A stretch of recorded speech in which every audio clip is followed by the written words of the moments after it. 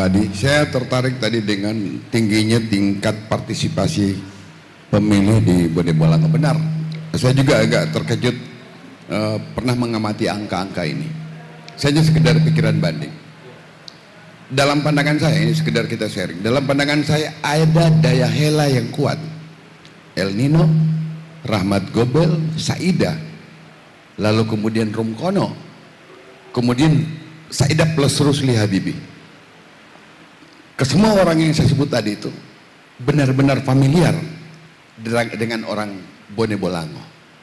Saya melihat dari sisi itu ada antusiasme pemilih tinggi ketika ada figur yang memiliki kedekatan, lalu kemudian ada semacam harapan besar kepada figur-figur ini juga penting. Pandangan saya, ketokohan juga tidak lepas meskipun money politik marak di mana-mana, tapi ketokohan juga itu penting. Contoh, benar seperti disampaikan Pak Prof tadi, soal saya misalnya, itu di kampung saya meskipun melorot, saya pernah 2009 di desa saya di Labano itu saya 92%. Nggak buat apa-apa 92%. 2009. 2014 saya masuk DPD turun 65. 2019 65. Barusan saya sudah luar biasa datangi hampir setiap rumah itu melorot 50%. 50%. Tapi saya masih menang di desa itu.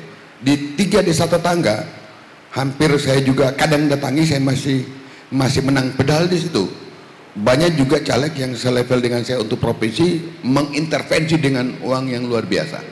Jadi saya hanya ingin menyatakan bahwa soal figur itu juga penentu, tidak semata uang, tapi memang didominasi oleh uang, mungkin begitu. Terima kasih.